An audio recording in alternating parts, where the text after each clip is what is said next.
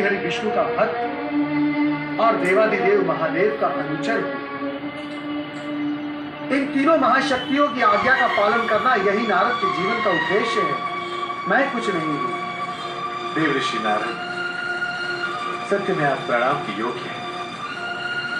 ये शुक्राचार्य आपको प्रणाम करता है।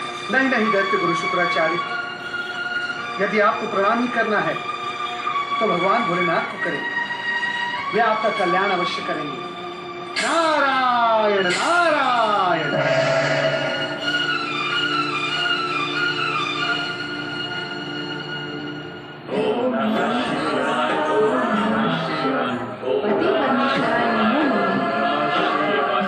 भगवान भोलेनाथ की जय, माता पार्वती की जय।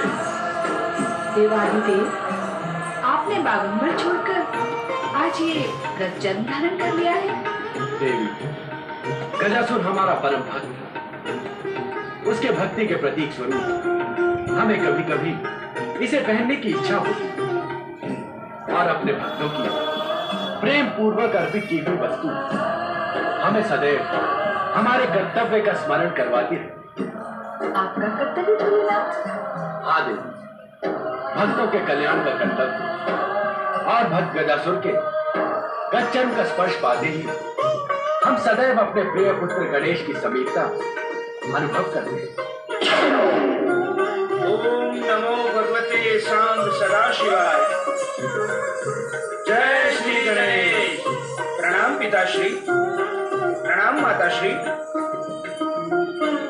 देवपुत्र गणेश, यह गज्जन तो तुम्हारे पिता ने गजासुर के वध के उपरांत ही धारण किया था। तब तुम यहाँ उपस्थित क्यों नहीं हुए? माता, मुझे तभी उपस्थित होना होता है जब आप दोनों एक साथ मेरा स्मरण करते हैं। कहें, क्या आज्ञा है? पुत्र गणेश, मेरी प्रिय पुत्र वधु बुद्धि सिद्धि कुशल तो है ना? उन्हें तुम्हारे कारण कोई कष्ट तो नहीं है? ये तुम कैसा विचित्र प्रश्न कर रही हो पार्वती? क्या पति के कारण पत्नी को कष्ट हो सकता है, वो भी गणेश जैसे चतुर और महान पति से? पिता श्रेष्ठ, माता का ये प्रश्न विचित्र नहीं है।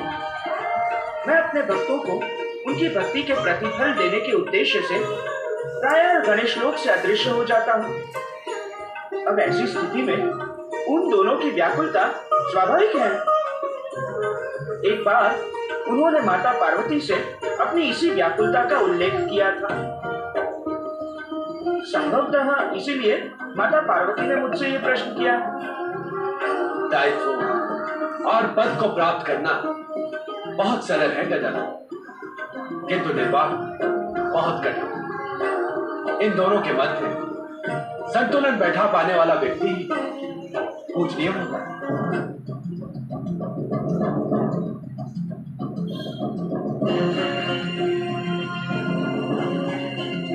पुत्र गणेश, पिताश्री द्वारा कहे गए पद और दायित्व संबंधी दर्शन पर तुम्हारी जैसे कुशाग्र बुद्धि का प्रतिक्रिया न व्यक्त करना यही सिद्ध करता है कि तुम आजकल बुद्धि और सिद्धि को प्रसन्न रखने के उद्देश्य से प्राय गणेश लोक में ही रहते हो। हाँ माता, इसी कारण तो मेरे भक्तों की संख्या प्रतिदिन कम होती जा रही है। इस विषय में तुम्हें अपने पिताश्री के आदर्श का अनुसरण करना होगा। अवश्य माता। एक बात और गजानन, निस्संदेह विवाह के उपरांत स्त्री और पुरुष नवीन संबंधों में बंध जाते हैं, किंतु इसका अर्थ ये नहीं कि पुराने संबंधों को अनदेखा नहीं। सत्य है देवादिदेव। भक्त बहुत शंकालु होता है।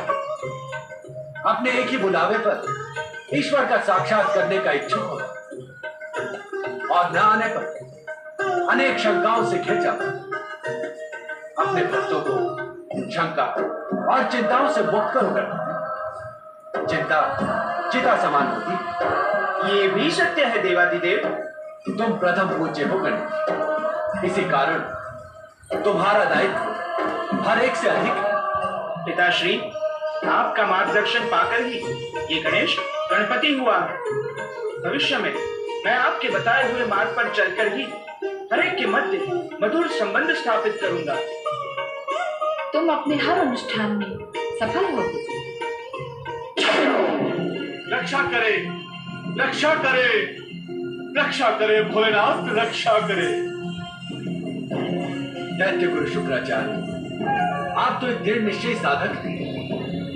आपके आंखों में अश्रु शोभा नहीं देते। आप तो पर्वत के समान अटल होने के योग्य हैं। भोलेनाथ, आप कृपा निधान है, दया के सागर है। आत्महत्या को टाले मुझ निरी पर कृपा करने हेतु आपने परम ज्ञानी देव ऋषि नारद को मेरे पास भेजा। उसी कृपा के उपकारवश एवं धन्यवाद देने के उद्देश्य से मैं आपके सम्मुख उपस्थित हुआ हूं। तुम्हारी उपस्थिति का उद्देश्य हम भली भांति जानते हैं शुक्राचार्य। तुम्हारी इच्छा है कि जीव मात्र का आराध्य होने के कारण हम तुम्हें संकट में पड़ी दैत्य जाति पुनरुत्थान का आश्वासन। देवादिदेव महादेव, आपकी इच्छा के बिना तीनों लोगों पे एक पत्ता भी नहीं हिल सकता। महेश्वर, आप जानते हैं दैत्य जाति के पुनरुत्थान के बिना तेरा जीवन व्यर्थ है। दैत्य संस्कृति के पुनरुत्थान का कार्य आपको ही करना होगा दैत्य गुरु शुक्राचार्य।